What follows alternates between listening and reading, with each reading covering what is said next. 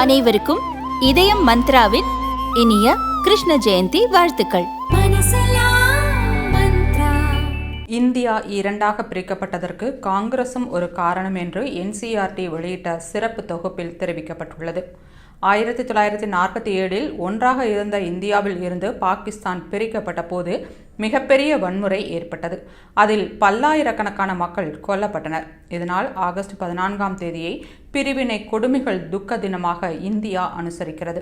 நாட்டின் 79வது சுதந்திர தினம் கொண்டாடப்பட்டதையொட்டி பிரிவினை நடந்த விதம், அப்போதைய அரசியல் தலைவர்களின் நிலைப்பாடு போன்றவை அடங்கிய சிறப்பு தொகுப்பை NCERT வெளியிட்டுள்ளது.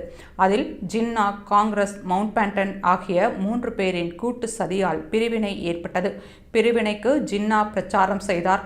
காங்கிரஸ் அதற்கு ஒப்புக்கொண்டது. மவுண்ட் பேட்டன் அதை அமல்படுத்தினார். பிரிவினை ஏற்பட்டதால் காஷ்மீரில் புதிய வகையான பாதுகாப்பு பிரச்சனை ஏற்பட்டது. 1940ஆம் ஆண்டு லாகூரில் ஒரு தீர்மானம் நிறைவேற்றப்பட்டது. அது இந்துக்களுக்கும் இஸ்லாமியர்களுக்கும் அனைத்து வகையிலும் வேறுபட்டவர்கள். எனவே பிரிவினை என்பது தேவையான ஒன்று என ஜின்னா தலைமையில் தீர்மானம் நிறைவேற்றப்பட்டது. ஆங்கிலேயர்கள் இந்தியாவுக்கு டொமினியன் அந்தஸ்து கொடுத்து ஒன்றாகவே வைத்திருக்க விரும்பினர். ஆனால் அதற்கு காங்கிரஸ் ஒத்துழைக்க மறுத்தது.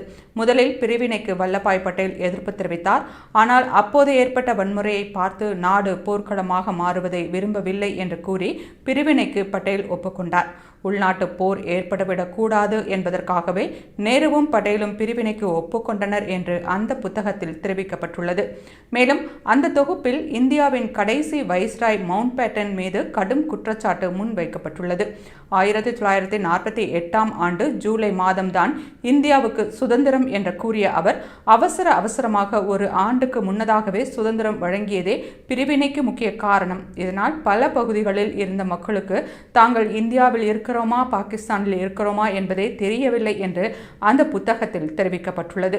இதற்கு காங்கிரஸ் கடும் கண்டனம் தெரிவித்துள்ளது. இது குறித்து காங்கிரஸ் செய்தி தொடர்பாளர் பவன் கேரா கூறுகையில், உண்மையை துளிக்கூட சொல்லாத இந்த தொகுப்பை எரிக்க வேண்டும். ஹிந்து மகாசபா மற்றும் முஸ்லிம் லீக் இடையே ஏற்பட்ட பிரச்சினை காரணமாகவே பிரிவினை ஏற்பட்டது. 1938ஆம் ஆண்டு பிரிவினை என்ற வாதத்தை ஹிந்து மகாசபைதான் முதலில் முன்வைத்தது. அதன் பிறகுதான் பிரிவினை குறித்து ஜின்னா பேசத் தொடங்கினார் என்று பவன் கேரா கடுமையாக விமர்சித்துள்ளார்.